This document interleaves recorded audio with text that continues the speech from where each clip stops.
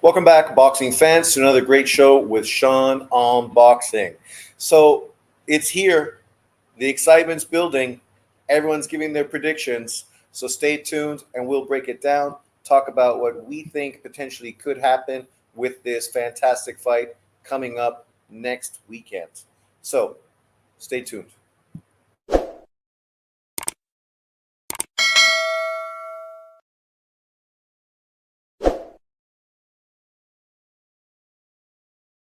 Welcome back. So obviously they had their face-off, a lot of tension, animosity between both Beterbiev and Bivol is steadily rising, especially from Bivol. You can see Bivol really is showing a much more angry, hostile sort of personality than general.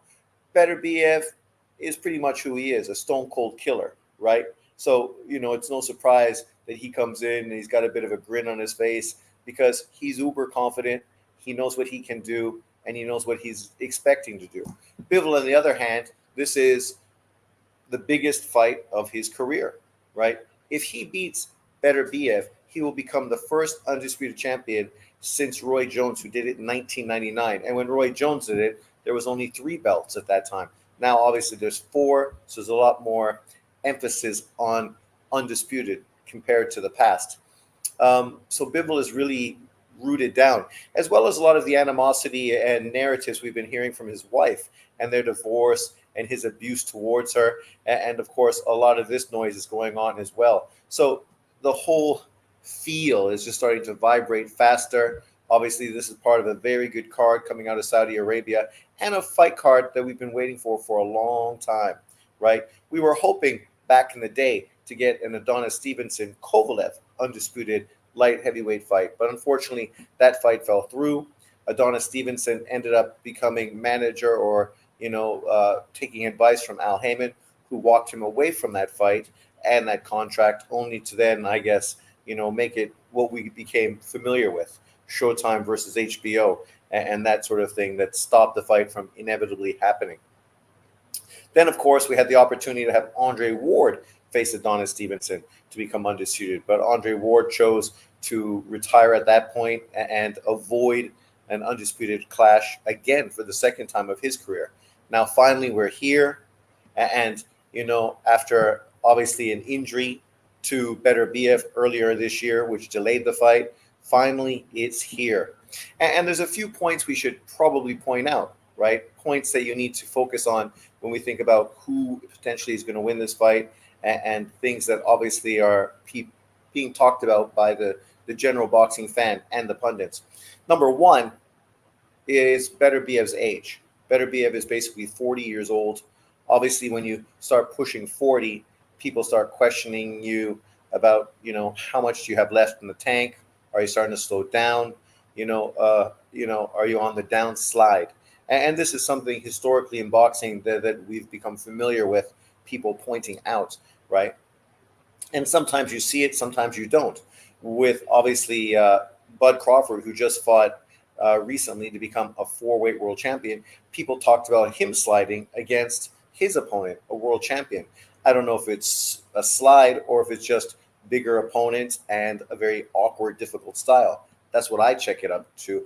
But people started to use that as a potential derogatory comment towards Bud Crawford. You also saw Golovkin, and we literally did see Golovkin really start to slow down. He went from being a dominating, destructive fighter to not really being able to get off his power shots and relying primarily on his jab, which was still very effective, but obviously it took away his destructive nature and sort of brought him down to earth. Now with Beterbiev, this is a guy with a 100% KO ratio. He's killing everyone, destroying them all, right? No one's standing up to the pressure and the pounding that this guy has put on them. But at this age, is he starting to slide? Obviously, we saw him in a very competitive fight with Anthony Yard, and people thought, oh, yeah, he looks like he's sliding. And then we saw him in with Smith, Callum Smith, and he looked destructive, right? Obviously, different styles, fighters, different style that he has to deal with. One style, a little more awkward, a fighter that was longer, able to use his jab, a little more athletic, compared to a guy who's a little more stationary, obviously also tall and long, but not that hard to get to. And that's what this fight comes down to.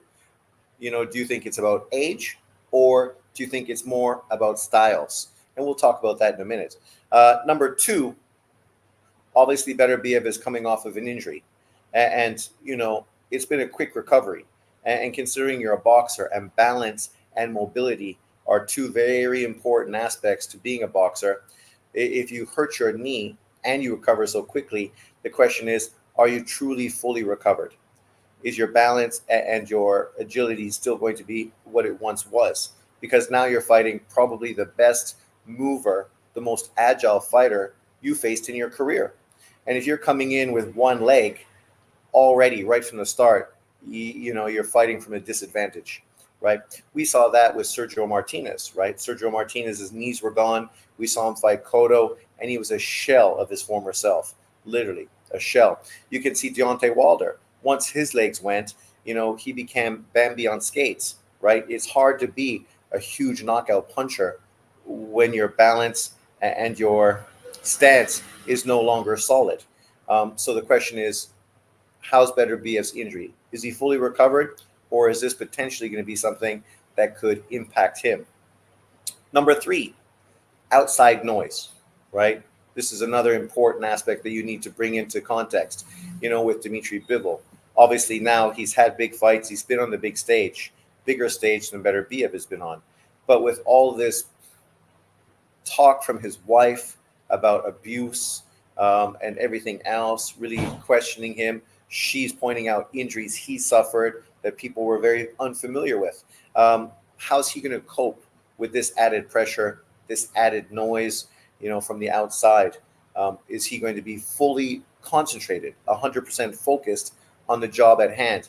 Because obviously when you're in with a killer like Beterbiev, you need to be focused, right? The first time your focus slips is the last time you're fucking involved in the fight. So, these are three real key points that potentially are going to impact how this fight unfolds. Leave your comment in the comment section below. Who are you predicting to win this fight? Obviously, I've been watching quite a few videos on YouTube. Just now I was watching Fight Hype TV, where they're interviewing quite a few different professional fighters to get their perspective on who they think is going to win. And it's been very difficult prediction for the majority of people, right? You see a lot of people, including trainers and ex-fighters, people who've been in the gym with both guys, and people are going back and forth, struggling to sort of determine who they think is going to win, right? Sometimes they feel Bivol because of his boxing ability. Other times they lean towards Beterbiev. So this has been pretty much the norm. Like, let's just listen for a second while we're right here.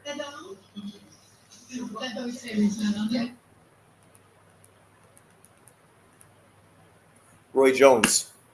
In fight. Despite these concerns, Jones still thinks the fight will be competitive and interesting, but he leans towards Bivol because of his youth and overall condition compared to the aging Beterbiev. He further added, "I think Bivol's going to win. I think his foot movement and his combination punches are what's going to do the job and get him the victory. Bivol's ability to move around the ring swiftly and control distance is seen as a major advantage. His footwork can help him avoid Beterbiev's power shots and position himself to land his own punches effectively. As much as this is a fight for Bivol, this particular fight is not just one of the fights. This is the fight that matters the most for the fighter, the ultimate challenge to everything he has strived for." With emotion in his voice, Bivol shared, "I have been boxing ever since I was 6 years old. Everything, every step, every sacrifice has brought me to this fight. This is not another ordinary day. This is the day of reckoning. Did I go far enough? Did I give enough? Did I pay the price? I want to get out of that ring with all my strength without any ounce left in me." This fight, however, isn't just about titles being defended. It's about history. For Bivol, it is everything he has devoted his life to. Putting weight on their upcoming fight, fighter coach Robert Garcia recently characterized the Bivol versus Beterbiev. You can see the onus, the emphasis on this, obviously, for both fighters. These guys obviously have a relationship dating back to their involvement in the Russian amateur boxing team, where obviously Beterbiev was a senior member and Bivol was a junior member of that team, and hundreds of rounds of sparring that they've done with one another. So this is kind of similar to the Vosdick fight, in that both fighters were familiar with each other. And going into that fight, Beterbiev was uber confident because he beat Vostik before. He knew who Vostik was, right? Not just on a physical level, but on a mental level, and was able to break him and become a unified champion and sent Vostik into retirement. Now, in hindsight, we just saw Vostik bounce back against David Benavidez, who is the Mexican monster. Yet the Mexican monster wasn't able to stop Vostik.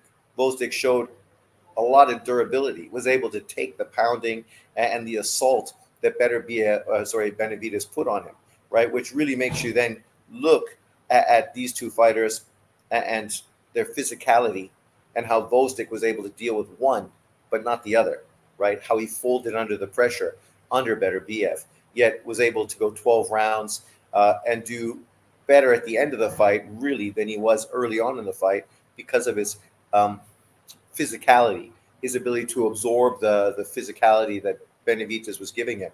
And so this brings up question number 4.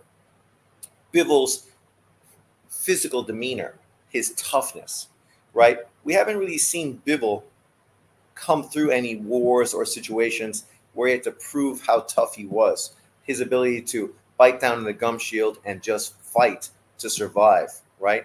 We haven't seen that. Whereas Beterbiev, we've seen that. We saw the huge cut he had, and he was able to still rescue the victory through a knockout in a fight that it looked like he was totally going to lose on the cards because of a huge gash in his head. We've seen him get dropped multiple times, only to then get up and go on to destroy guys, right? Bivol, we've seen him get shook, but we've never seen him get dropped. We've never seen him have to deal with cuts and adversity, right? And when you think about Vostik, it looked like mentally and physically, maybe he just wasn't tough enough to deal with Beterbiev. But that's against Beterbiev. We've seen him against, obviously, David Benavidez, and he was able to deal with it. He was tough enough, durable enough, right? Had enough heart to deal with David Benavidez. So with Bivol, this is something we're not sure about because we've never seen him in with this kind of opponent before, where potentially he might just crumble under the pressure. The physicality just might be too much for him, right? And once he gets a cut or gets dropped, how's he going to cope, right? We know people that are called bullies. Often the first time they deal with adversity, mentally they're broken. And I'm not saying Bivol is a bully, but if what his wife is saying is true, then there is some bully tactics or bully sort of personality inside of that calm demeanor. Whereas Beterbiev fights like a bully, but mentally he's not a bully. He's just a confident, destructive destroyer, right? But let's listen to some more. Obviously, Robert Garcia is going to give his prediction. And, this is a guy who's very well respected, trains all kinds of fighters, has a ton of world champions. He has a great eye for the details of boxing, obviously. Ex-world champion. BF clash as a highly anticipated match with the edge in any direction, hence difficult to call. He somewhat leans towards Bivol being outboxed by Beterbiev, who is more technically skilled and eventually wins a decision, but at the same time respects the fighter's ability of power with some degree of unpredictability in the fight. Garcia elaborated, "Can't wait for that one, man. That's going to be a fight that's hard to pick the winner. I lean towards Bivol by decision. I just think he's got that style where he's not going to allow Beterbiev to step in and get close. I don't know. I wouldn't be surprised if Beterbiev steps in and hurts him and knocks him out, because that guy has so much power he can knock anybody out. But I lean to Bivol by decision." Robert Garcia believes Dimitri Bivol... And that's pretty normal from people's prediction. This kind of thing, right? Hedging their bets. They're leaning towards somebody, but at the same time, they're, putting out there the perspective that, well, this is what I think, but this easily could happen. And even I find myself doing the same thing. Obviously, I'm a Beterbiev fan. I love his style. I love aggressive, hard punchers, destroyers, right? I'm a boxing fan that loves guys that are search and destroy dudes. Boxer punches have always been the kind of fighters that I preferred, right?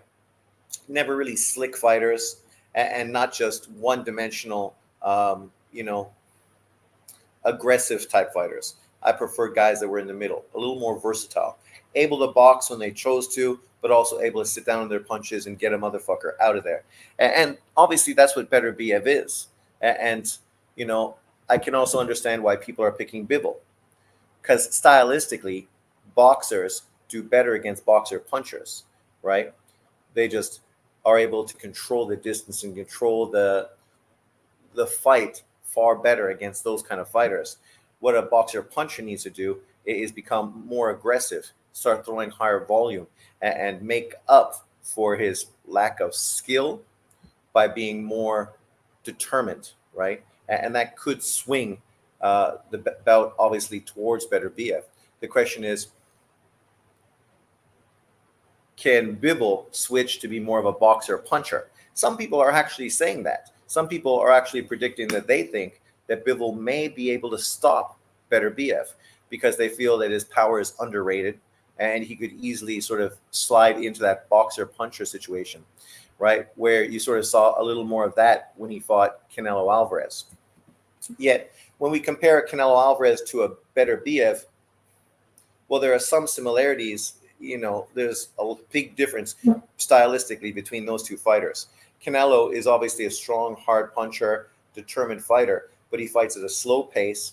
He doesn't have high volume. He's primarily a counter puncher who works off of you coming at him. Beterbiev is not a, obviously he can counter punch. We've seen that when he fought Smith, right? He was counter punching him with the big right hand, hitting him fucking every single time because he knew what he did. So he knew what he was going to throw and that it was going to work. And it did. I think he knocked him down 3 times with the same punch.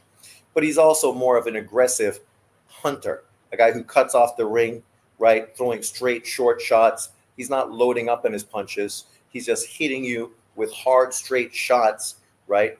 And getting you into a corner where then he can just beat you down and break your spirit, right? So it's going to be intriguing. I notice none of you have made a prediction yet in the comment section. People here watching. So what do you think? Who do you think is going to win, Bivol or Beterbiev? Let me know in the comment section. Don't be shy. Struggle against knockout king Artur Beterbiev, emphasizing that Bivol must be the better fighter in the ring to win. He advises Bivol to use his speed to counter Beterbiev's power. Bivol's gonna boom, boom, boom, touch, touch, and move, but that power is always there. It's the last thing that leaves. Garcia's insights highlight the critical challenge Bivol faces as he prepares to step into the ring. As the anticipation builds for this epic showdown, Garcia's analysis underscores the thrilling contrast between Bivol's masterful technique and Beterbiev's raw knockout power. It perfectly captures the essence of boxing, a battle of skill, strategy, and the ever-present threat of a fight-changing punch. Boxing analyst Teddy Atlas has shown his trust. Before we get to Atlas, let's just read reviews. So Tony Mann C says, I like Bivol to win. My only question is, will Bivol be able to mitigate infighting by holding?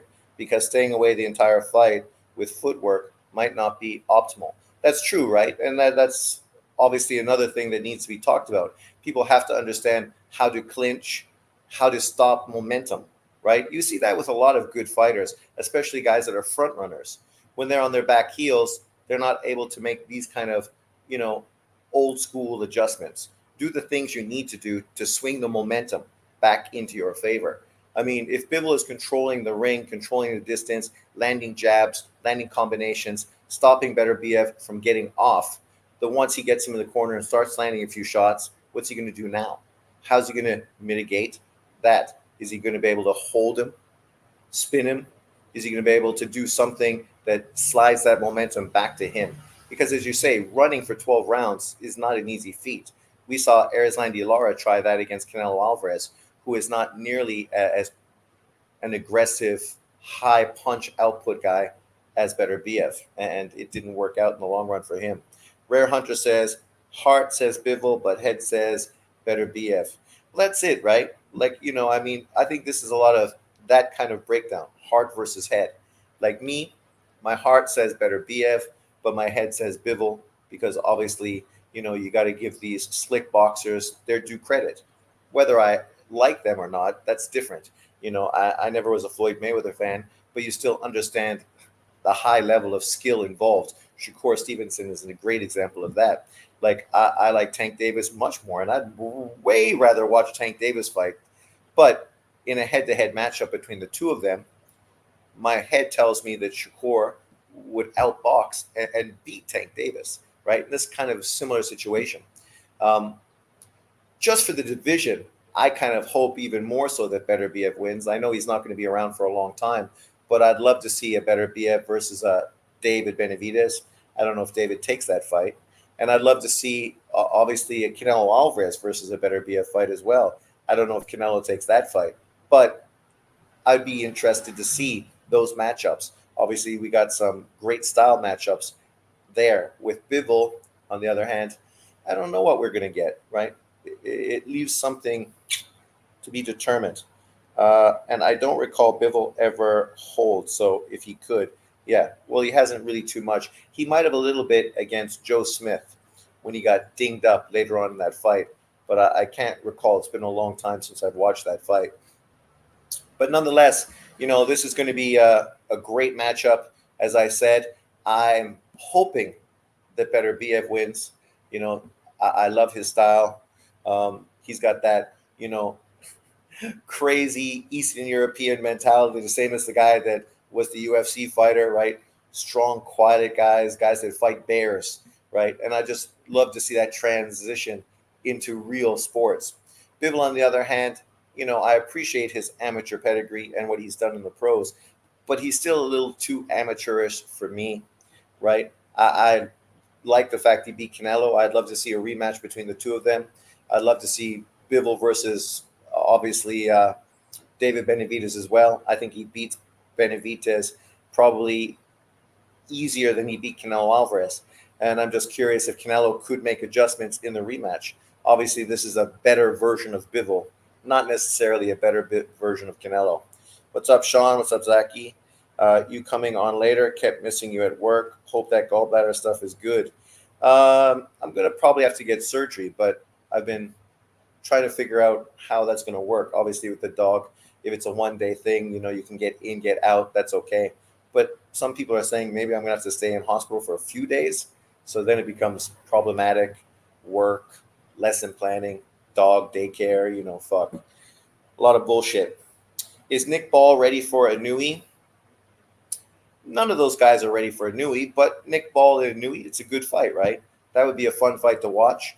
Obviously, I mean, if Rios was able to have some strong moments against Nick Ball, I don't know what that means for him against a Nui. Andre, what's up? So, Andre, you must be picking Beterbiev, our Canadian brethren, right? Let's fight, bro.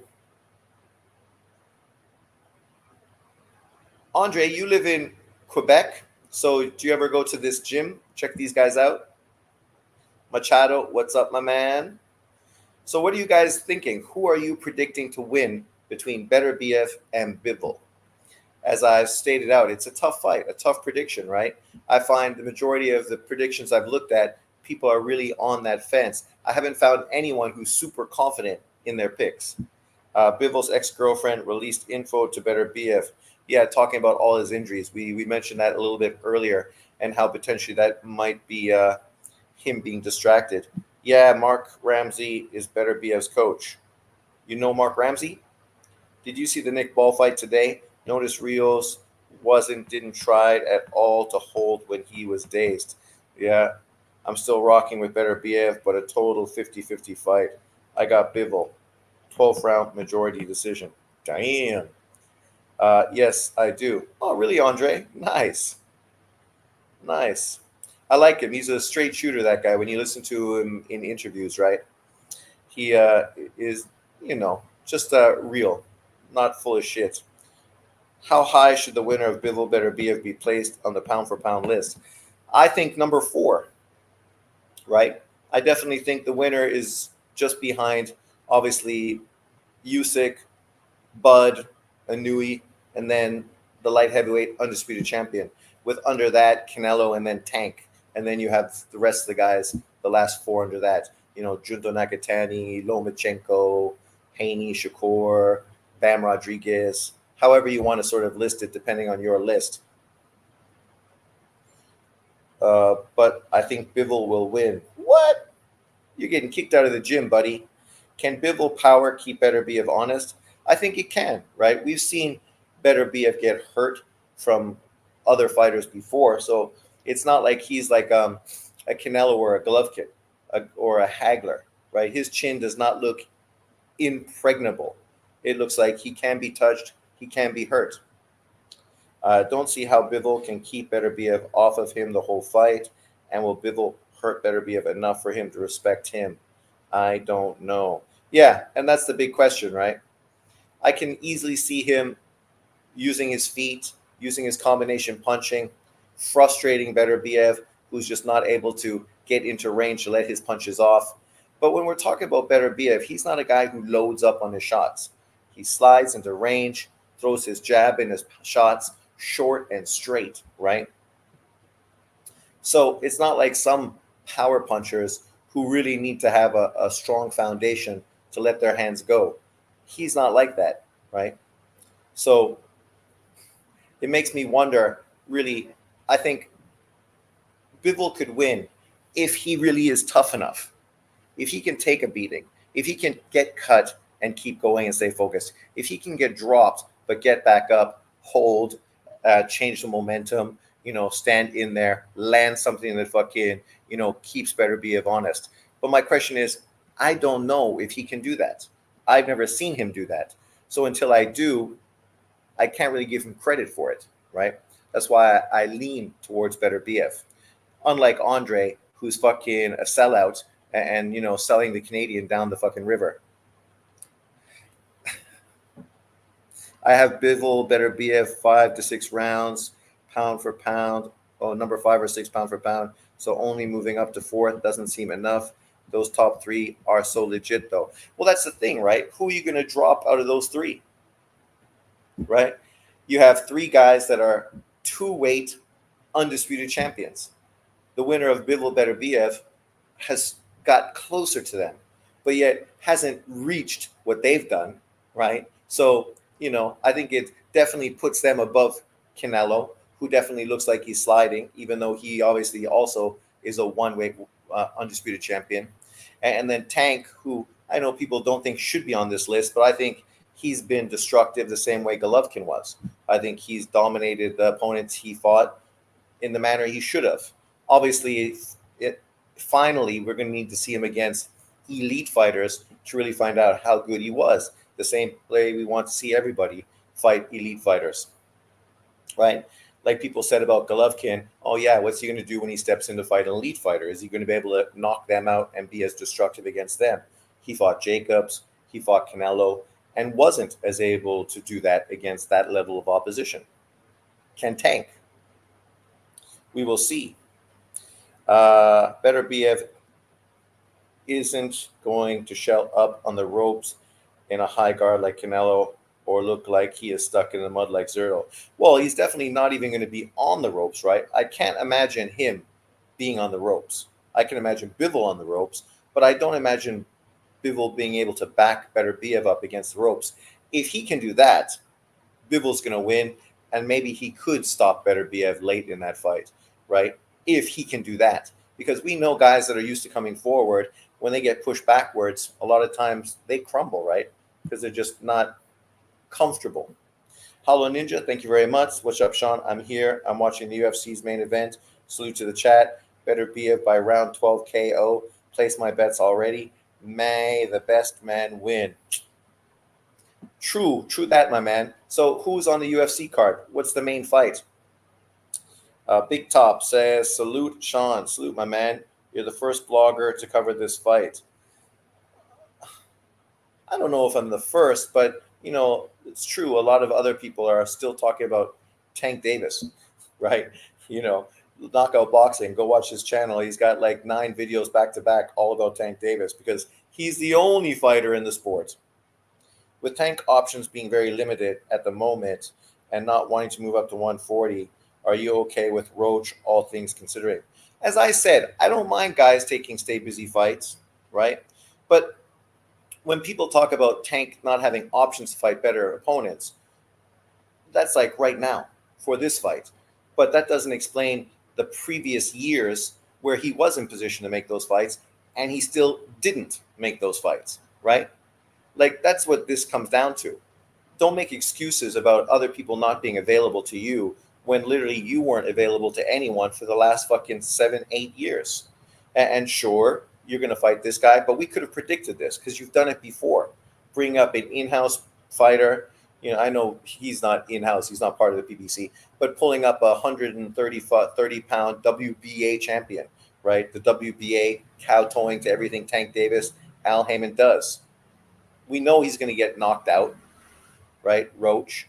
And then if you're going to make this fight and put it in DC area, I would understand that. You're giving back to your fans. He's from that area, you're from that area. It would build some momentum, a rivalry, but it's a money grab. So they're doing it in Houston, where they think they can make the most money off of pushing a pay-per-view. It has nothing to do with legacy. It has nothing to do with the fan base. It has everything to do with just putting money in their pockets, right? And you're making this on pay-per-view. Again, not every fight needs to be a fucking pay-per-view fight. I know Tank is a pay-per-view fighter, but you don't need to put every single fight of his on pay-per-view. If they would have put a few other fights on Fox or whatever for free, Tank Davis probably would be the face of American boxing. He would be bigger than he is now. Right?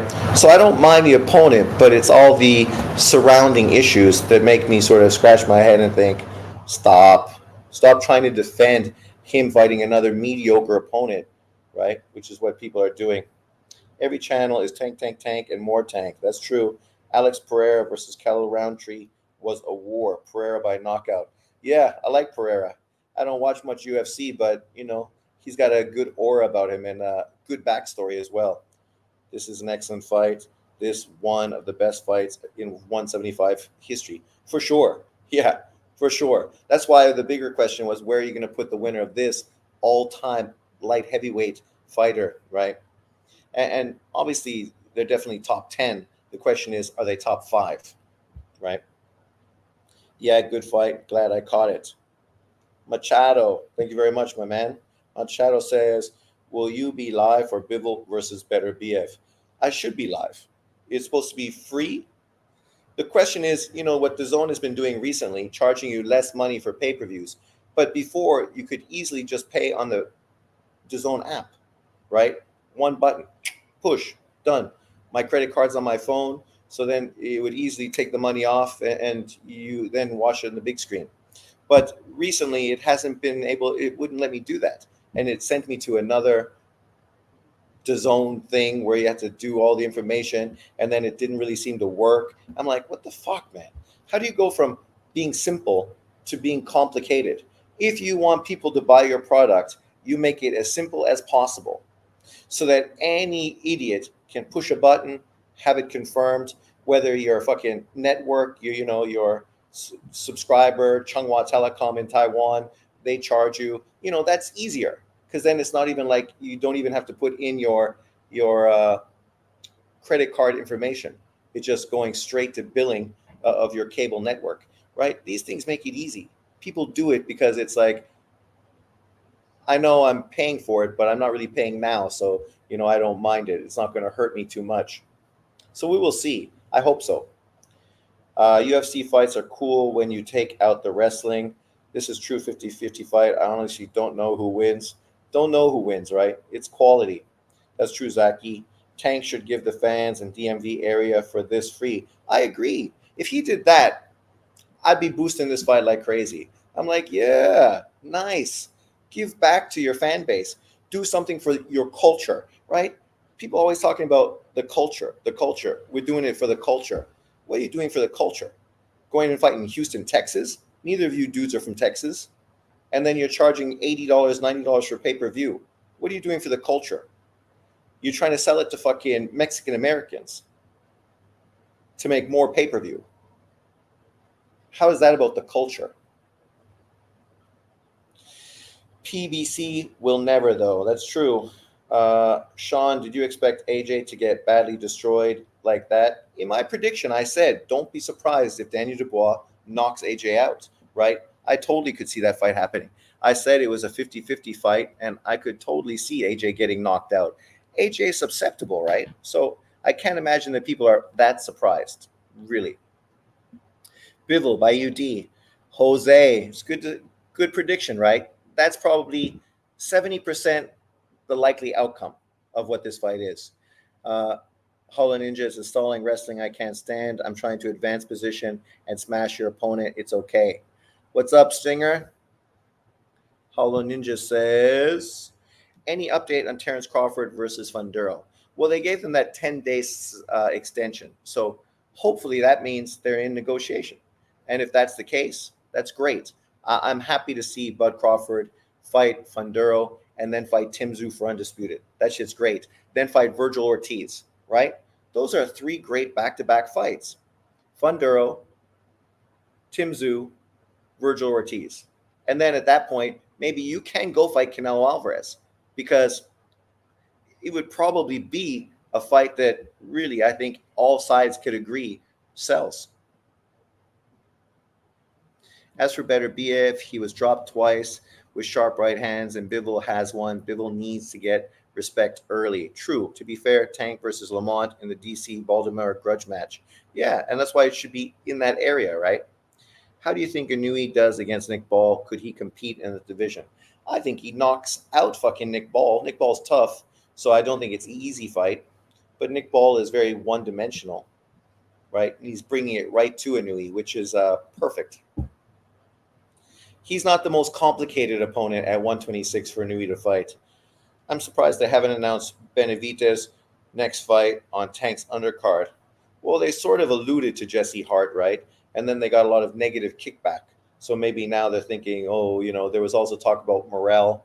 So maybe they're trying to figure out, people aren't so happy with Tank's opponent. So maybe we need to give David a better opponent to get a little more attention behind it. I love AJ doesn't pivot, he steps. Khabib, but I hate it when he grabs. On all the betting sites I've checked out, they have Bivol as the favorite. Yeah, it's a safe bet, right? Because I listed early on the issues that, potentially could lean towards him. Age, coming off of an injury. These are two significant issues, right? Funduro ain't a walk in the park. He upset either Bud or Spence. I don't think so. Yard is on the O'Hara Davis card in a couple of weeks. Why not him versus Benavidez? Perfect. It is, but now he just signed with what's his face from the UK, right? He left Frank Warren and signed with Sky Sports, dude. Floyd Mayweather versus Maidana 2 was a Valentine's Day hug fest. You still think Nick Ball beats Angelo Leo? Me? I think everybody beats Angelo Leo, regardless of what True School Sports says. He's biased because he's close to him. I'm not biased because I'm not close to any of them. Sean, does Lara beat Janibek? No. Yard is on O'Hara's undercard. I know, that's crazy, eh? Who the fuck is O'Hara? How is he fucking headlining a card? Floyd hugged Maidana 80 times literally in the second fight. Even though I favor Bivol, in my opinion, it's a 50-50 fight. It is, right? That's why this is such a big, hot topic, because it truly is a 50-50 fight. In Bivol's boxing skills, what does it say here? Ring IQ, and movement to outbox Beterbiev. He has praised Bivol's technical ability and discipline in sticking to a game plan, as seen in his performance against Canelo Alvarez. Atlas added, Bivol's ability to control distance, use his jab, and avoid unnecessary exchanges makes him a tough opponent for Beterbiev, who thrives in a dogfight. Teddy Atlas views the upcoming fight as a compelling clash of power versus skills. While Artur Beterbiev's knockout power often steals the spotlight, Atlas paints a vivid picture of the fighter's ferocity. Beterbiev is Sonny Lon and John Wick melted together. He's the boogeyman. How do you pronounce that again, Chris? Baba Yaga? That's him. He not only imposes his physicality and skills on you, but also his will. However, Atlas emphasizes that Dmitry Bivol's skill set should not be overlooked, drawing comparisons between Beterbiev's style and that of past boxing greats. He warns that Bivol's boxing IQ and footwork could very well tip the scales in his favor. With such contrasting styles in play, this matchup promises to be a thrilling battle that could redefine the light heavyweight division. Beterbiev is not a defensive wizard, right? I think that's fair. Where there'll be a steady barrage of combinations where finally the the referee would probably have to stop it, or his corner would have to stop it. I think there's a chance that the fight could go down that kind of road where that could be, that could be what you wind up seeing. Atlas suggests that while Bivol could not. So Atlas thinking Bivol could score the knockout. Where are we? Janabek would beat the brakes off of Lara. Yep, I agree. Lara is good for an old man, 41. He's fighting opponents that are at that level for him. He's not fighting any top level guys. I've literally been waiting 5 years for this fight. It's finally here. PBC puts everything on pay-per-view. Facts. I got Bivol. Why is Hitchens versus Paro in Puerto Rico? I thought Australia all the way. Yeah, that's the big question, right? Like, obviously, they signed a contract with Paro after he fought Matias in Puerto Rico. But I'm surprised. Like, Matias obviously is coming back and going to be on the undercard. Maybe they think if Matias wins, then they're going to push for the rematch, and that's going to help build it up. I'm not sure. But, I mean, I don't know how you're going to get big sales off of an American and Australian. Obviously, the Puerto Ricans now are familiar with Paro. Maybe they're super impressed. And with Australia, sometimes it's the red tape situation. Usually the state of Australia will fund the fight, right? But maybe it's just being too slow, too delayed. Maybe Paro's not a big enough name that the state is really gung-ho for it. Who knows, right? But it seems weird. It's like having Tank Davis versus fucking Roach in Texas. I wonder how big this fight really is in Russia. I wonder, right? It's unfortunate we don't have any Russian YouTubers, so we could get a true perspective. PBC has to put everything on pay-per-view to pay Canelo and Tank. I saw Paul Williams, Lara live. Terrible robbery, terrible. Hutchins sucks. He lost last fight, robbed the Argentinian. True. And now Keyshawn Davis is going to fight him, which is a great fucking matchup for him. Might go to Javante's fight just because it's in my hometown. You should go. It should be a huge event, right? I mean, Houston, you're going to get a big knockout. Should be fun.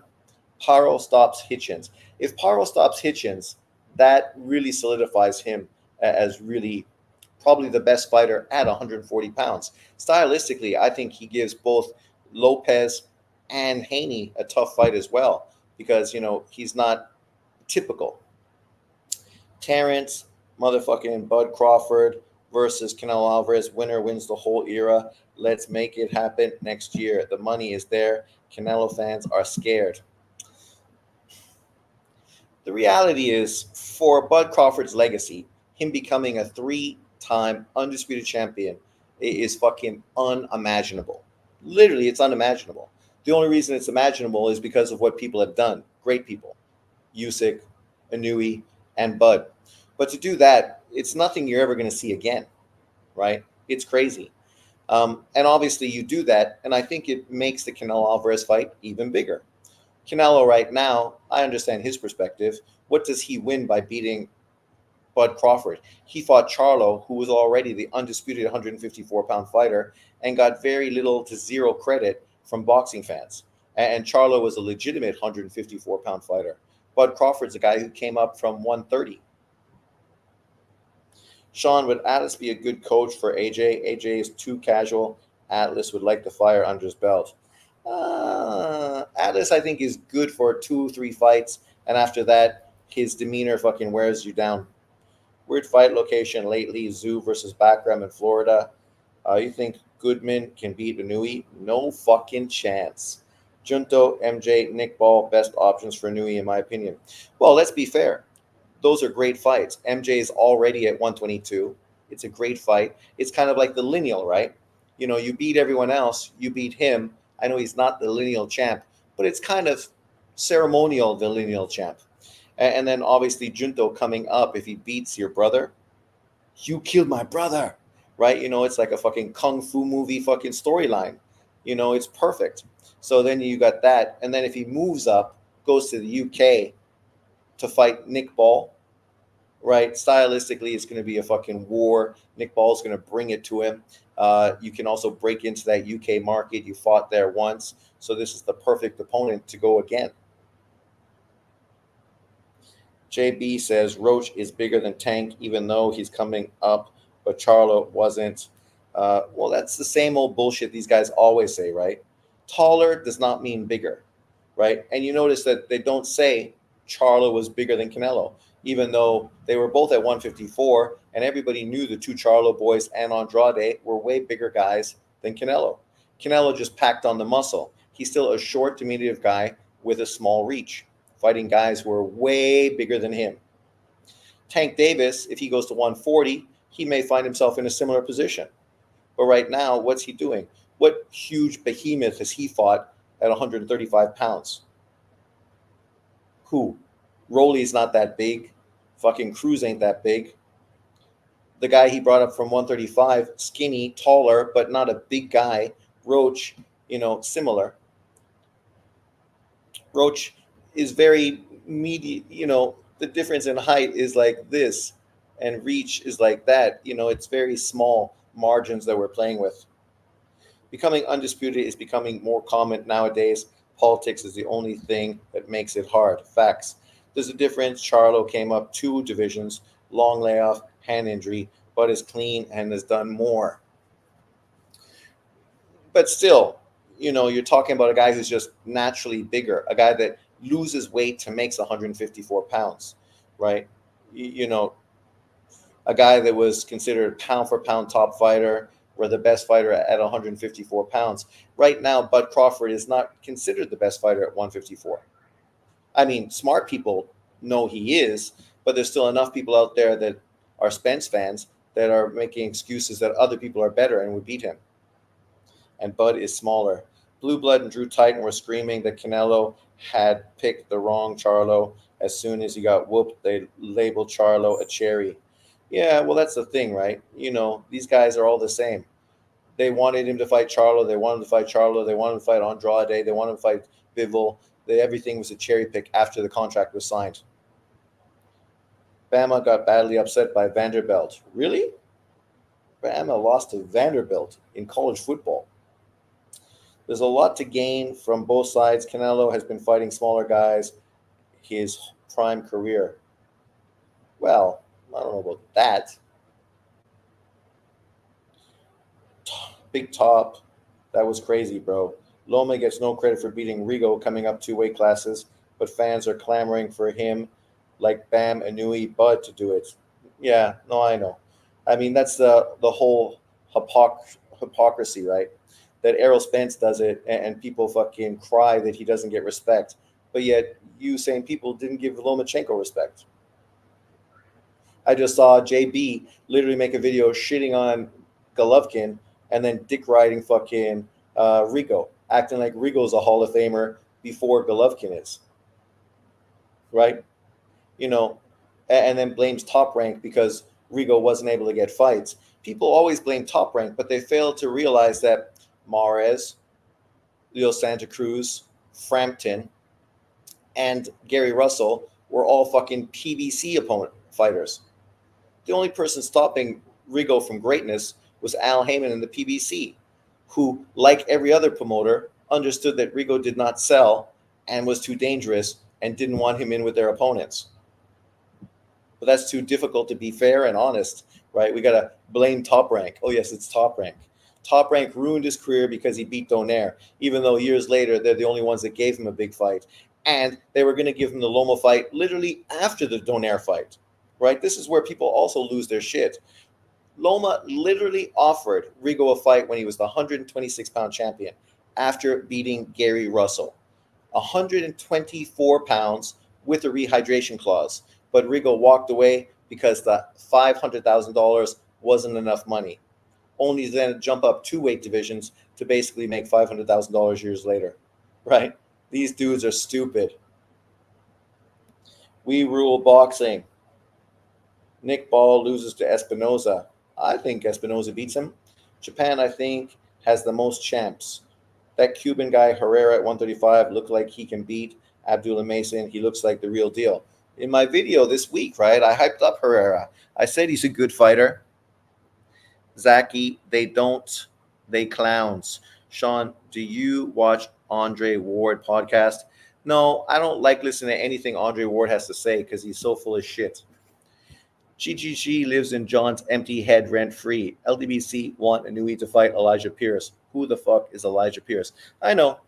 Like, these guys will pick any black fighter, even though once Anui signed to fight Elijah Pierce, then they'd criticize him for cherry picking. Elijah Pierce is barely a top 10 126-pound fighter, 122-pound fighter. He hasn't beaten any quality fighters. You want him to get a big fight? Okay, you go fight MJ Akhmedov. Beat MJ, and then fuck, man, for sure you're gonna get the Anui fight, for sure, because Anui ain't afraid of you. He ain't afraid of you. You're no fucking Stephen Fulton. Laugh out loud. JB had his monthly Loma GG rant again, like clockwork for the past 5 years. Exactly, right? Exactly. Do you think Janibek could compete versus Canelo? Is he better than GGG? I don't think he's better than GGG, but obviously he's more defense first in the way he fights, right? Him moving up to 168, I don't think he beats Canelo Alvarez. Shushu looked terrible in his last fight. Yeah, that happens, right? They wanted to put Shushu in tougher fights. They put him in a tougher fight. The Argentinian kid that True School Sports was talking about, he beat that kid far easier than Shushu did. And nobody knows that kid. Nobody talks about that kid. He's some unknown Argentinian kid, and he beat that guy that Shushu struggled with. So it tells you styles make fights, man. People are too quick to put out labels and make stupid fucking statements based off lack of information or just lack of intelligence. Do you think there's any chance Turkey can make Janibek versus Adamas or Lara? I definitely think he can. Money walks, right? If you offer Al Heyman and Carlos Adamas enough money for unification, that fight's going to get done. John is looking bad in his recent videos now, trying to talk about foreign fighters more, but only black Latinos. Typical. Sean, you think Salvador Sanchez is the most talented Mexican fighter ever? Beat Nelson and Gomez by 23. I think he is the best. It's just unfortunate that he passed away so early, right? But I definitely think he was the best Mexican fighter. But, I think fighters improved and stylistically fighters have become better over the years. Some people like to think that fighters nowadays are not as good or not as skilled as fighters back in the day. I don't think that's true at all. But, it's like all sports. Athletes progress through training, diet, recovery, all of these things that have made athletes better in every single sport. Sean, weird like H Money 2 only goes for black Latino fighters, but mainly Cubans like John. Well, that's the only non-American fighters these guys support are Cubans. But then they don't understand Cuba and Eastern Europe and the similar situation both of those areas went through, right? The fact that they were communist and weren't allowed to become professional boxers, which has inhibited their professional boxing history because they weren't able to really become pros. I mean, Cuba still struggles to become pros, right? In 2024. Sean, they will support anybody and only of black skin. Well, that's John, right? He told you as much. H Money loves Cubans and Muslims. So you should be happy now that Israel is under some serious heat, creating fucking wars on all their fronts. Them creating that, right? Attacking Libya. Obviously, now Iran is involved. Fucking the Middle East. After Donald Trump sues all that, fucking leave it to the Biden government to fucking create a shit show. Fans be crowning these fighters too early. That's true. Do you expect GGG to clean up the amateur league or nothing will happen?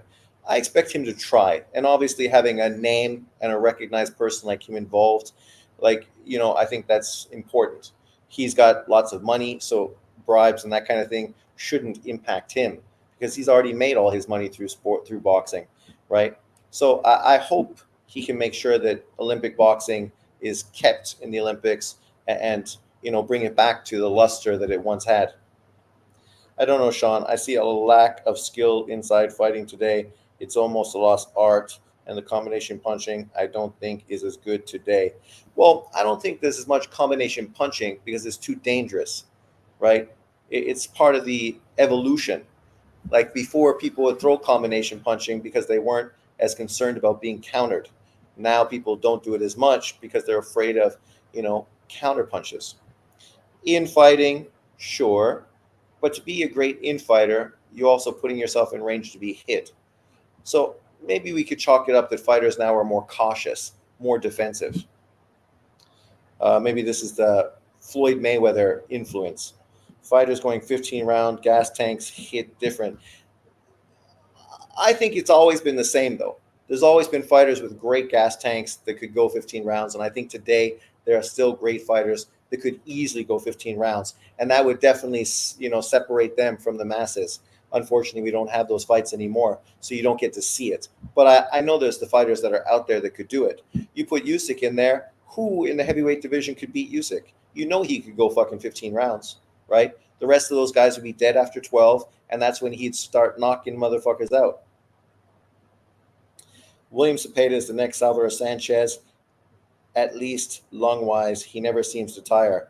Yeah, he only gets better in the second half. I still have Cepeda beating Shakur and Haney. I don't know about Tank 50-50. He's got the skill and the volume to beat Shakur and Haney, right? Which is what makes those fights great. But yet, you never can dismiss the slick boxer. I think Devin Haney's went away from the slick boxing style, which inevitably is going to be his downfall. But Shakur has stayed tough to that, and it's only going to become a harder nut to crack as we move forward. I hate it when fans push fighters to fight fighters that they don't plan on giving them credit for. For example, Bud versus Boots. I don't do that. Why would you do it, right? Like the reality is, if you're going to say a fight's great, then you give guys credit for making great fights. If you said the fight isn't great, then just be consistent, right? If this fight's not great, then this fight over there, just because someone looks like you, that ain't great either. If you're just consistent and say, I don't mind the fights happening, people got to fight, they got to stay busy, but these are not great fights. These are not 50-50 fights. Honestly, feel like some of these black racist fans have hated for GG because they never saw him get knocked down or lose a fight decisively. That's true. It's hard for them to say he was a hype job media created when he was never fucking destroyed. I dismiss it because these slick fighters are not as before. They're all scared to get hit and have no power. Well, there's always been slick fighters like that before. Remember 1976 top fighter in the Olympics? It wasn't Sugar Ray Leonard. It was Howard. And Howard, right, was the slick boxer, won the best boxer of the 1976 Olympics. Even though Sugar Ray became the superstar, the face of the sport, it was Howard that was considered the best boxer in the Olympics. And then he went into the pros, and his style just did not translate very well. Other guys as well, right? Mark Breland, who was one of the best amateur fighters in history. Go look at his amateur resume. Unbelievable. Only Tank is the only one with power, but even he isn't slick, really strong, not that great of a boxer compared to Loma or Haney. Yeah, I mean, he's skilled. Don't get him wrong, right? But the problem is low punch output, relying on his knockout power, kind of like Deontay Wilder. The good thing you could say about Golovkin is even if he wasn't throwing power shots, he was consistently busting you up with his jab.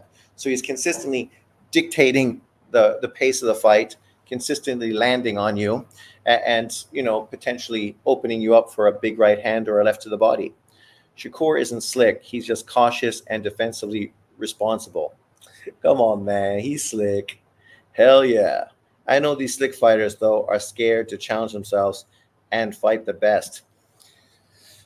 I don't know if they're scared. I just think they come to a point where they feel that if they're going to take on a real challenge, they need to fucking be paid huge, right? They see like Floyd Mayweather, Pacquiao numbers, and they think somehow that's what they're entitled to. Delusion, but I think that's what they think in their head. Whether it's true or not, I mean, Do you think Tio being trained with Eddie Reynoso could cause Bud any problems at all? I don't think it matters who trains Tio. He's gonna fucking get destroyed by Bud Crawford. That fight's never happening. But if he did fight him, he'd get his ass knocked out. Yeah, they're scared to lose their O. That probably is true. I mean, just look at how Devin Haney has responded after taking his L, right? Like, that's been part of the reason why he's been so heavily criticized. Yeah, we all know fucking Ryan Garcia is a shitbag. Fucking shouldn't open his mouth, should fucking get off Twitter. Somebody should confiscate his phone. Obviously has great left hand, but, isn't professional. So not able to really reach the levels that he should reach. Um, but the way Haney is dealing with stuff is definitely like a kid fucking throwing his toys out of the pram. A slick boxer can lead with offense and defense simultaneously. Shakur won't throw if you don't throw. 78 Sport had a laughable title to one of his videos. Why Haney's lawsuit will change sport of boxing for the better. Well, those dudes, man, who can even believe anything 78 has to say? The whole LDBC is now being paid off by Devin Haney like they were by Wilder and they were by Spence. So literally they just fucking kiss his ass like fucking crazy. And it's ridiculous. I mean, I like Tank Davis, but I can still be critical of what Tank Davis isn't doing. But these guys fucking, now they've turned on Tank because, they're so in bed with Haney. Like, you're an American, black American that supports black Americans. Like, you can still support Devin Haney and not be a complete fucking hater towards Tank Davis, right? It's the same thing we saw with Spence and Bud Crawford, right? And I think it's because these channels are playing it off, right? Knockout Boxing is pushing this with Tank, knowing the LDBC is pushing this with Haney. He's friends with BFTB. They go back and forth. They know what they're doing because creating this back and forth, this controversy, creates the same videos again and again and again and gets them more AdSense and more fucking traffic to their channels. So they're totally playing people off by pushing this the same way they did with Spence and Crawford. Eddie Futch, Manuel Stewart could come back and train Tio and Bud would still destroy him. I think so. Tio has been violating Shakur and Tank and Bud lately. The black slick fighters of before would have gotten it back and shut his mouth. Not these, they just Twitter fingers. Well, I don't think that's true. I think Bud Crawford would totally fight him. But what would be the point at this time? He's got fights to become undisputed. Why would he worry about a guy at 140? Floyd, Purnell, Tony are slick and cunning. They are. Blue Blood creates fake news, breaking news daily. He's got it, right? It's all fucking, clickbait. Fan in boxing, the worst for clickbait. Man, Bill Haney looked bad yesterday on the Boxing Voice saying Jake the face of boxing and that he wants Haney to face him. Did he literally say he wants Haney to face Jake Paul? That tells you everything you need to know about that fucking group, that team, right? You want to fight a cruiserweight. I forgot he's the main reason people don't like Haney. I think Keith Thurman gets the IBF champ before Bud. I would be pissed. I don't think so. I think Al Heyman said, fuck you, man. All the effort I put in to give you this fight, and then you fucking blow it. And, leave me in this uncomfortable situation. Thank you, Funduro. You're a class kid. That's why we're going to fucking work with you and give you chances because you filled in that. Whereas this dickhead does what he always does. What throws me off about knockout boxing, he plays down the IQ of his audience. He knows his fan base is casual, but knockout watches all divisions to my surprise. No, initially when he started talking boxing, he was great. He talked about boxing, all of boxing, right? But now, of course, he's been indoctrinated by the LDBC. So he's just pushing this, same stuff that he does. Go look at his last 6 videos. Guaranteed they're all about Tank Davis. Like nothing else in boxing is happening except what Tank Davis, what's Tank Davis doing? Fighting Lamont Roach. That fucking, you need 6 videos to talk about that? Eddie said Ben is staying with AJ for the possible rematch. He should. Yes, go watch it. Fannin is terrible. Terrible. I saw Bill Haney all over the last couple days. Keith versus Spence, be cool. At this point, that fight makes sense. Spence needs fucking someone to beat up to get his confidence back. Throw Keith in there. They both get good payday, and this is exactly what the PBC loves: old, washed-out fighters fighting each other past their best days, right? He says Tank the best just because the eye test. What the fuck? Well, he's got to say that because you can't base it on anything else. So it's based on the eye test. That came from Champ's side. Champ's side created his pound for pound list based on the eye test. If you or I were to create a pound for pound based on our eye test, we'd be called racist. I would never watch a video with Bill Haney in it. Me neither. I don't watch those videos. I fucking don't care what that guy has to say. I ain't interested. Dale Bailey, why do you care what they talk about? Why do you care about what I talk about? You're the one fucking coming to my channel. Here comes the complaining 304s, exactly. Oh, look, Dale Bailey comes to vent, laugh out loud. How can an old fucking ex-military fucking white guy from the South be such a fucking so woke, Black Lives Matter fucking savior, throwing his cape on? H Money, I was on it, and that guy Rolly just cooked him about Tank's next fight, and the whole chat was going on the channel, and he didn't stream the next day. He's crying, right? At home crying. Good entertainment. Haha, exactly, Sean. Us talking about how people are misrepresenting the sport is talking about boxing. When people are consistently saying that Tank Davis is the face of boxing, and then they defend everything he does, but yet openly discredit and hate on a bunch of different fighters, you need to address it. It's worth talking about. It's like when CNN criticizes Fox and Fox criticizes CNN.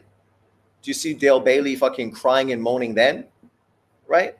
Like, this is giving people two perspectives for them to allow themselves to make up their own mind on a topic. You can dick ride with the LDBC and the narratives they consistently push, or you can take what I have to say and ride with it, or you could fucking use your brain and make up your own opinion based on all the information. But for Dale Bailey, this is a complicated scenario, right? This is what happens when you've never graduated from high school. All they say is stop hating on Tank, on H Money, either wise, you're a racist. Well, that's it. That's always the go-to, right? It's the same as right now if you're critical of Israel. Anti-Semitic, right? And I guarantee you Dale Bailey is anti-Semitic, right? Which is more proof of his hypocrisy, but okay, right? People that don't have truth behind them use labels to quiet other people. He's suffering from a severe case of white guilt, or he's a black dude with a troll account. Yeah. Why is Ajit Kabial overlooked in all the matchup potentials despite the last two impressive wins? See, that's a boxing topic of conversation and something you wouldn't find the LDBC talking about. No, that's a great thing. We talked about it yesterday on my video. If you haven't seen it, go check it out. I did not remember Ajit Kabial's name, which is probably one reason why he's forgotten, because his name is so easily forgotten. So I just described him as the Turkish German fighter. But he's definitely should be in the conversation. And based on how great he performed, Turki Al-Sheikh definitely should be putting him in a big fight next. I said a fight between him and Parker would be great. Right? You throw him in with fucking Daniel Dubois. Parker and Daniel Dubois. Those are great fights, man. All those guys are right there at the same level, all coming off of great 2024s. All deserve big fights moving forward. I wouldn't be surprised if Dale was JB. Did you see Pereira fight? I didn't, but I heard he got the knockout, but I would have predicted him to get the knockout anyway. He's the only person outside of John Jones that I know in the UFC. David Picasso fought today. He's the next king at 123. Did David Picasso fight? Who did he fight? It's so funny, right? This guy is a mandatory for a Newey's WBC title, yet nobody really knows him. Anyone that does is because of his last name, and nobody even knew that he was fighting this weekend. Machado, it wouldn't surprise me. John is a complete weirdo. Picasso destroyed. Elijah Pierce face him. Well, that's a fight that makes sense, right? If people want Picasso or Elijah Pierce to get a Newey fight each other, earn the opportunity to get a big fight. Herrera is a beast for real. He is. And great personality, great story behind him. Pereira fight was amazing. Khalil is a beast. He came to fight. Alex is just a monster. Monster. He's a monster. I think it's true. Ooh, ooh, ooh. So let's check this shit out. Ratings 122. Super bantamweight. Bantamweight. No, super bantamweight. What am I? High. I know I'm going to have my gallbladder taken out, but I'm on no real meds. Picasso, Alan Picasso Romario, 29-0-1, 24 years old, Mexican fighter, 16 knockouts. Look at this kid. He looks like fucking Picasso. Literally, he does. That's probably where he got the nickname. Oh, he beat Abed Havarasian. That's a great win for him. That's obviously why he's right up there as a mandatory. And he just fought this guy, Diego Ruiz, today. 24-9-1. Argentinian. Of course, they don't tell us the result, but he's coming off of some good wins. Beat Miguel Burchett. Lost to Gamalia Fai. Okay. Those guys are some legitimate players for sure. Can they beat Anui? I don't know. But if you think about Picasso beating Havarisian, it's probably better than anything this guy has on his resume. Oh, okay, sorry. He beat TJ Damahoney and he beat Reese Alim. Okay, 2 good wins. So people that criticize Goodman, they're being fake ass or just ignorant to reality because obviously he deserves to be where he is right now. I don't know why John Rio Casimiro is up there.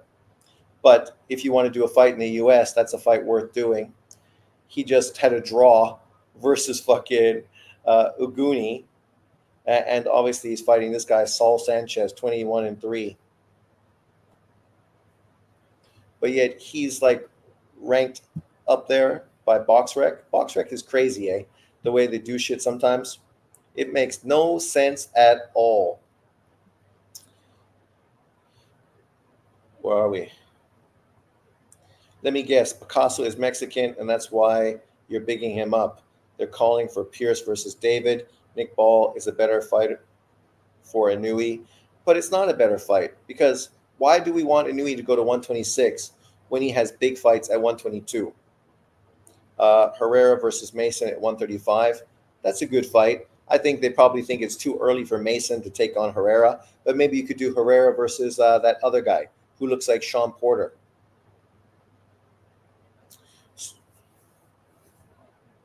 I think Ball would be Naue's toughest fight at 126.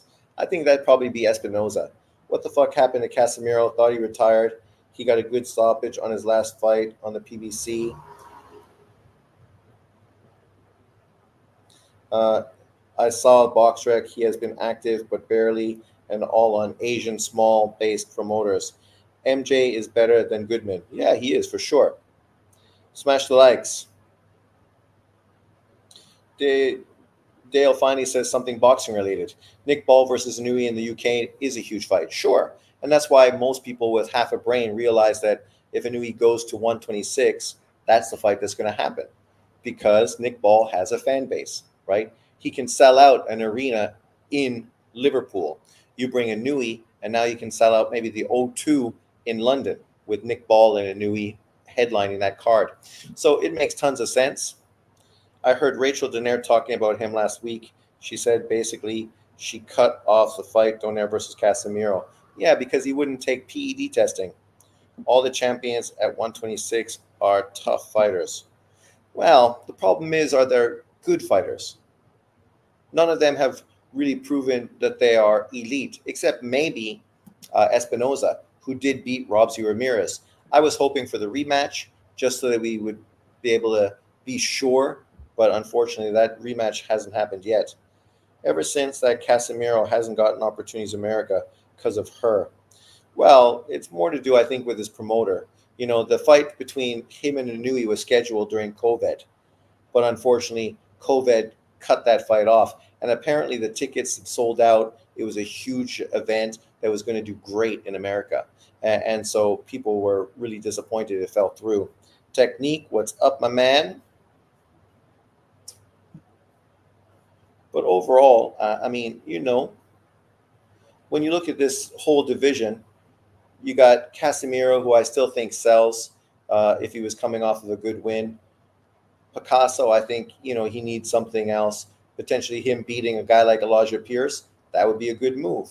You beat Elijah Pierce in the States on an undercard of some other fight, and now you become a player. Suba Murata, the Japanese fighter here, 8-0. He just scored a big KO win today. 8-0, 8 KOs, 27 years old, knocked out his undefeated countryman in 9 rounds, right? It's a little early for him, but he might be a guy to take over the division after Nui moves up in weight.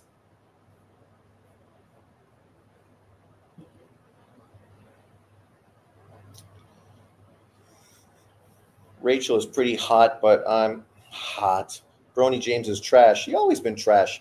That's why it's crazy how people say, it's crazy how people are hating on this kid who was just trying to reach his dream and was like a second-round draft pick.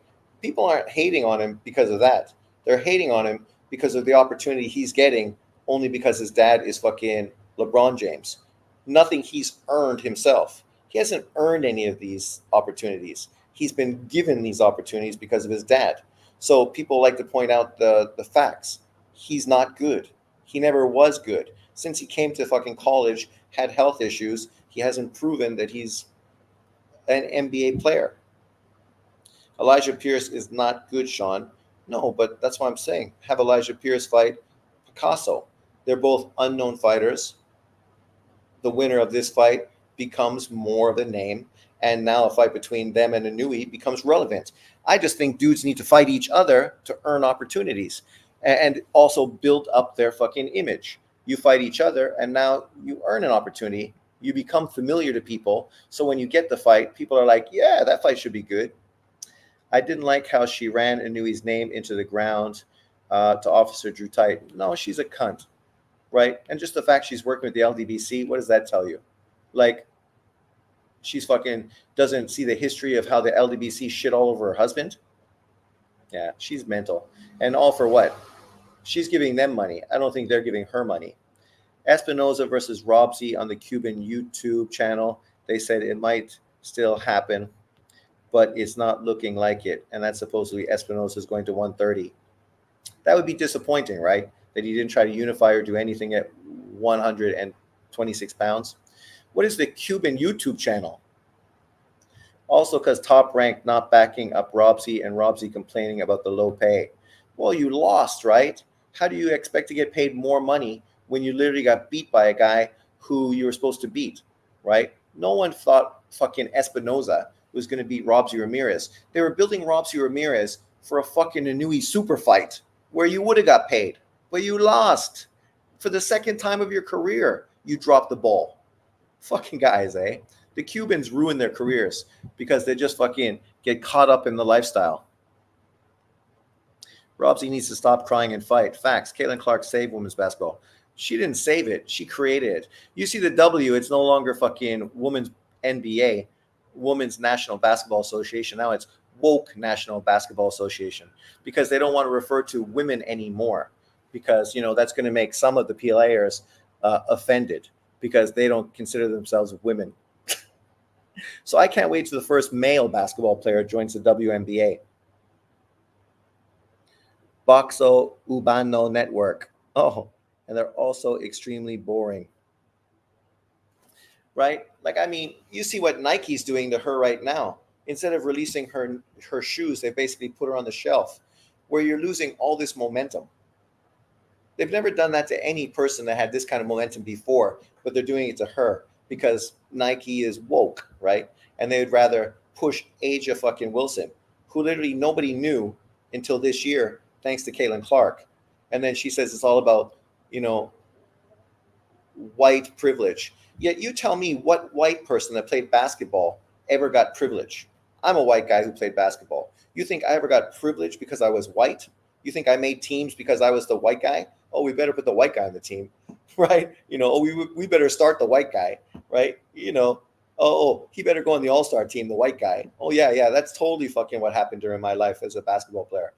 Because I was white, I was given fucking so many opportunities, right? Even in fucking scrimmages, right? You're sitting on the side and all the brothers are like, hey, let's get this white boy to play, right? Yeah, that's totally what happened. My life was filled of white privilege as a basketball player. It's fucking ridiculous. The load of bullshit. Oh my God. Find your balls, Loma, and fight Tank. Oh my God. Loma don't need Tank, mule. Too bad, right? Tank's legacy is trash. Loma's already a Hall of Famer. He don't need to fight fucking Tank. He could retire. That must be upsetting to you. What's your apron wearing Loma doing? When is he going to get his balls? Tank Davis fucking didn't have balls for fucking 7 years, where he ducked Lomachenko from 130 all the way to 135. But I guess you're too stupid to fucking pay attention to that. Well, sorry, I know you're too stupid to pay attention to that. Love me some Caitlin Clark. Does anybody actually watch the WNBA game? 99% of people just watch it for political reasons. I don't watch it really, but I listened to it when I was at work. Sean is proving my point. Rich privilege.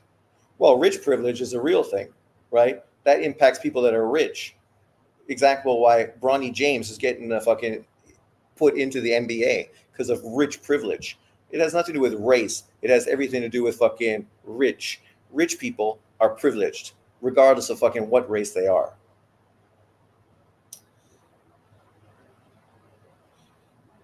Them black WNBA players rather go back into irrelevance than have a white girl be the best player in the league. And that's what kills me. The GOAT of the WNBA is a white girl. Taurasi. So what do you mean? A team that dominated like Utah was fucking Bird and Jackson, Lauren Jackson, 2 white girls, right? Dominated for Seattle. Like, white girls been killing it in the W for years.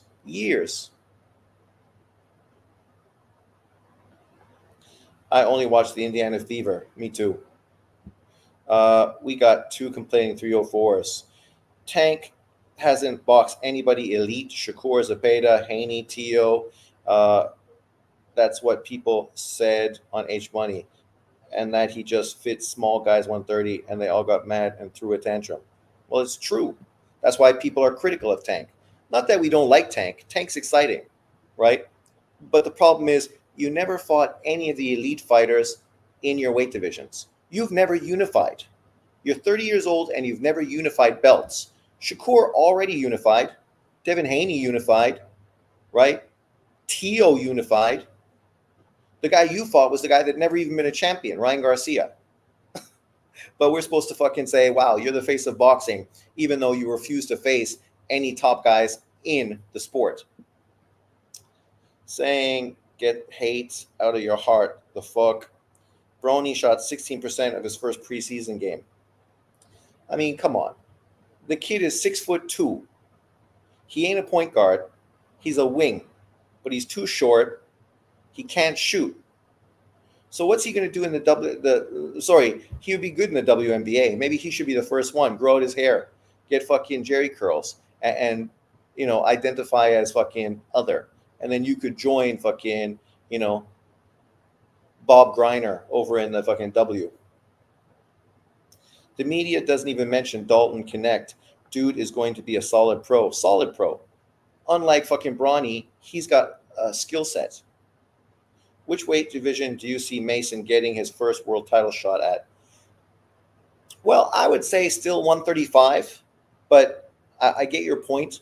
He could easily, because he's still young, grow out of that. So if not 135, then obviously 140. But, it'd be great if he could get his world title shot at least at 135, because he's a guy that could easily go to 154, 135, 140, 147, 154. Easily, right? He could walk the same path as Bud Crawford. No problem. Tank has 8 years to fight Loma. Instead, he could have fought Tio, Shakur, Haney, Paro, etc. Instead, he's fighting a 130-pound roach, king of Starship Troopers. How many champions has Edgar Berlanga beaten? So you're comparing Edgar Berlanga to Tank Davis, or are you comparing Edgar Berlanga to Roach? I don't get your point, Dale. No, I stopped watching basketball when the Lakers won back-to-back titles. 140, he's too big. I have Herrera beating him. I was impressed. Nick Ball impressed. Gets hit too much, but looks like he can take it. Comparing Canelo and Tank's resumes by the age of 30 is laughable. Laughable. That's all you have to do. Look at what Canelo Alvarez did by 30, and look at what Tank Davis did at 30. And then you wonder why one guy gets some criticism. It's ironic. The guy who gets the most criticism is Canelo. But when you compare resumes, it's laughable because Tank Davis is nowhere fucking even close to Canelo Alvarez. When Tank unifies titles, then he can chase who he wants, like Canelo chose Berlanga. Edgar Berlanga to Ryan Garcia. But yet, Ryan Garcia and Tank Davis was a fight most fans bigged up because they understood it was going to be successful pay-per-view. So I don't get your point. Nobody was shitting on Tank. Well, JB was shitting on Tank Davis fighting Ryan, but the real boxing fans understood why that fight was being made.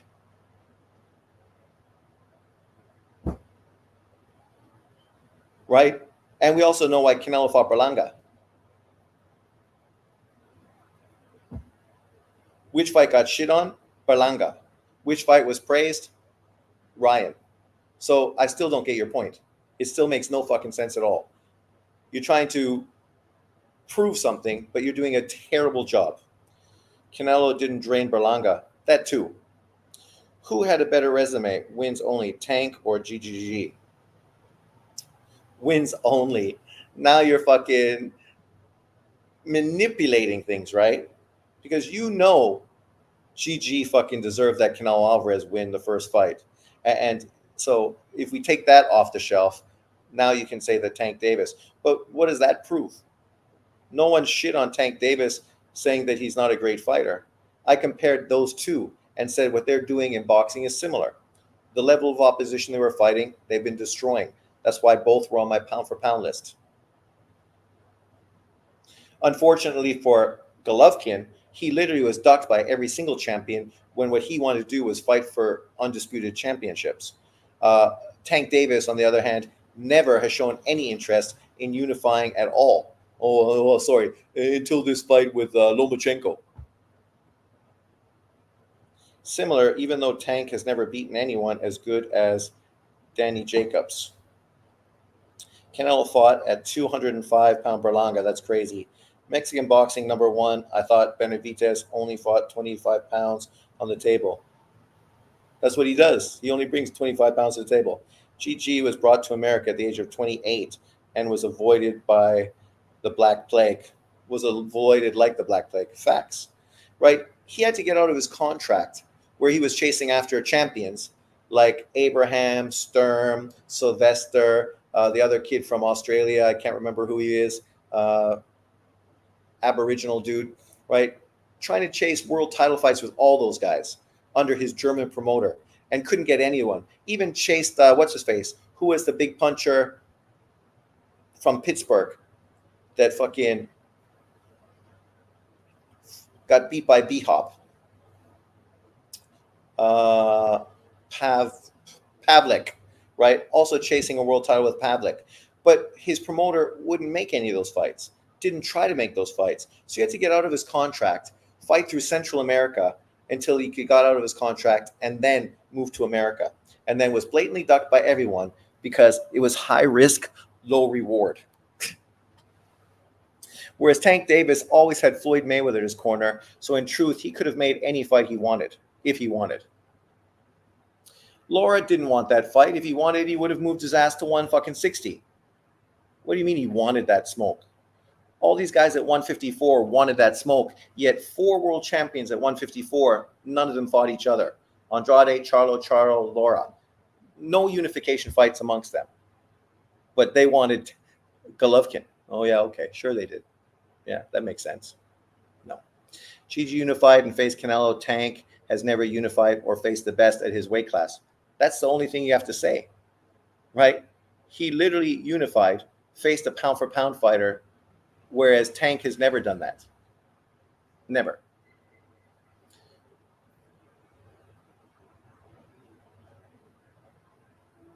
Zaki, you mad? We run boxing.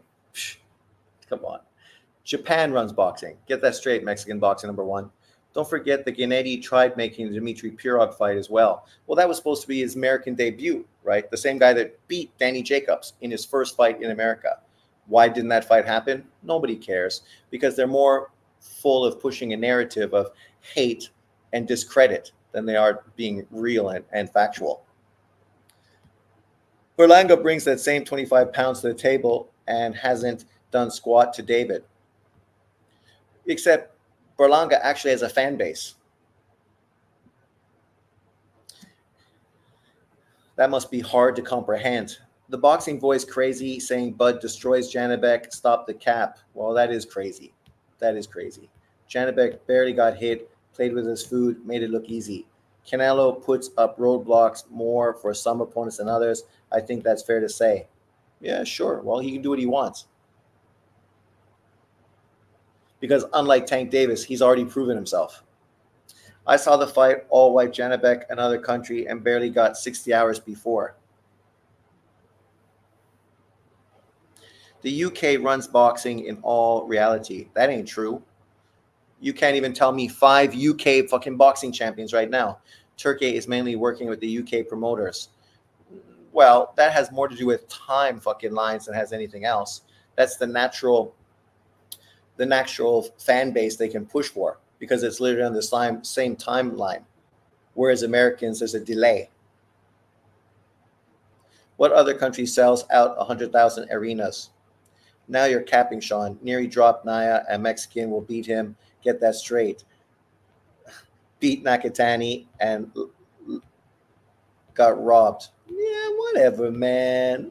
So what makes you any different from fans that you are always talking about? Janibek looks sensational, but I wish he could somehow fight Laura Adamus in the ring. Well, let's hope so, because that's what the middleweight division definitely needs. A Mexican is the face of boxing, Mexico. Dubois, Catrell. Catrell's not a world champion. So you named one. Ball, 2. Mexican boxing, Virgil and Bam were dropped. Are they bums? People getting dropped, man, is part of boxing. I never heard anything like that. Literally, our video today started talking about Beterbiev and Bivol. Beterbiev been dropped, so he's a bum. Dubois is a champion. Yes, Dubois is a champion. Catrell's not. So you got 1 champion, and then Ball, so that's 2. Sean don't know boxing. J.A., you don't know shit. I said name 5 UK world champions. Big top name 2. Ball and Dubois. I guess you could say Dubois' sister, but we ain't talking women's boxing here. So what? Jack Catrell is not a champion. Any woman UK champs? Of course there are. Come on. They got more women's champs than they got men. Belts don't mean shit in boxing. Money. Oh, now you sound like John Boxing and the LDBC. The UK brings in the most money to the sport. No, Saudi does. The UK doesn't bring in the most money. Sorry. America still brings in more money than the UK. Sandy lost. That's true. What other country is selling out 100,000 seat arenas? What other country is trying to sell out 100,000 seat arenas? That's more spectacle than fucking truth. Nobody wants to fucking... You want to be there because of the vibe, but you can't see shit.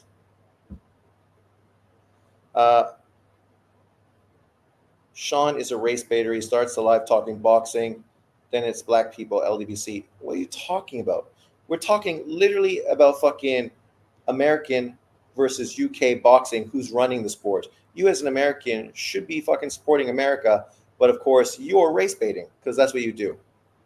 But yet you're here fucking every day because you love me. That's gay. Those tickets are like $5. Exactly. Who are the champs at 140? 140 right now, Tio. Puelo, Paro, fucking Rayo. I don't know shit about women's sports. I swear, I'm so last with it. Yeah, there's not that much to know. Kaylin Clark and of course Katie Taylor, and that's all you need to know. Yeah, there you are. An Australian, a fucking Honduran American, a Mexican American, and Puelo. I don't know where Puelo is. I don't think he's American. I mean, sorry, Mexican. I could be wrong. Yes, you do have the wrong flag. I like watching volleyball, but not for the game. That's the thing, right? When we talk about women's sports, one of my coworkers, right, she just made this PPT to start pushing around all of our campuses for, um, you know, women's in sports and how women deserve to get paid the same as men, equality. Yet, if you have a conversation with women like her, they don't understand that female models make way more money than male models. That OnlyFans females make way more money than fucking OnlyFans males. So are they going to be upset there? Are they going to push discrimination and say men should be paid the same? Of course they're not, right? There's a reason why in these groups people make more money because they earn more money. That's the difference. If you earn more money, you make more money, right? I don't make as much money as a doctor because I don't generate as much fucking income to a hospital as I generate to my school. So I make less money. That's the way it goes. If I generated millions and millions and millions and millions and millions and millions of NT to my school, I'd make fucking as much money as a doctor. But I don't. So I won't. That's the fact, right? You know, it has nothing to do with fucking sexism. Because the irony with women's sports is, you know who doesn't watch women's sports? Fucking women. This girl talking about women's sports, she never watched a women's sport in her fucking life. She doesn't watch fucking sports. But yet she's going to tell you what you should think, right? It's the typical woke fucking propaganda. Rayo is Mexican born, then just raised in America. Yeah, Mexican American. Puelo, a champ, BoxRec, have him ranked number 24. Disgusting. BoxRec always does that shit. Number one, who wins, Shakur versus Cepeda? I got to favor Shakur, but obviously I'm more of a Cepeda fan. But, you know, I respect and appreciate Shakur's skill set. But I think Cepeda has the tools to beat Shakur. He's got the volume that he could overwhelm and beat Shakur. Shakur doesn't really have the power to keep Cepeda honest, I don't think. But we'll have to wait and see because that fight is apparently fucking signed, done, and dealed. Done. Cepeda has the perfect style for Shakur. To beat him, you mean, or to get beat by him? Damn good points. It happened in February. Eddie Hearn thinks Cepeda is going to duck Shakur. Cepeda. But see, what beats a slick boxer? Volume puncher, right? That's what Cepeda does. Great gas tank, high volume. He's just going to outwork you, right? That's what he does. Nakatila, De Los Santos, stylistically, were never Cepeda. They're hard punchers who have low volume, load up to throw big shots. That's not Cepeda. Cepeda's not loading up on his shots. He's much more like Beterbiev versus Bivol, right? Short shots, volume shots. He ain't loading up on all his power shots. No. Now stop the cap, Sean. Stop the cap. Why? I'm praising fucking Cepeda. What am I capping? I think you should be proud of me as a Mexican. You should fucking give me a sombrero and a fucking poncho as my fucking new indoctrination to the Mexican culture. Trust me, you're going to be wrong again. How am I wrong? I just was praising fucking Cepeda and talk about how he could beat Shakur. I didn't talk about how Shakur could beat him. Okay. Cepeda said he's not fighting the rest of this year, then turns out to fight Farmer. He's fighting Farmer because stylistically it's a perfect fight to get ready for Shakur. Makes tons of sense. I think Ryan will be Shakur's kryptonite. No. Wrong style. Fury said he's keeping the same corner for Usyk rematch with Sugar, Andy Lee, John Fury. You agree? Sure. You said Shakur going to win, though. I favor Shakur, but then I went on and fucking praise Cepeda. But guys, I need to run. Thanks for jumping in. I'll see you next time. Sorry, I got to drop the kids off at the pool.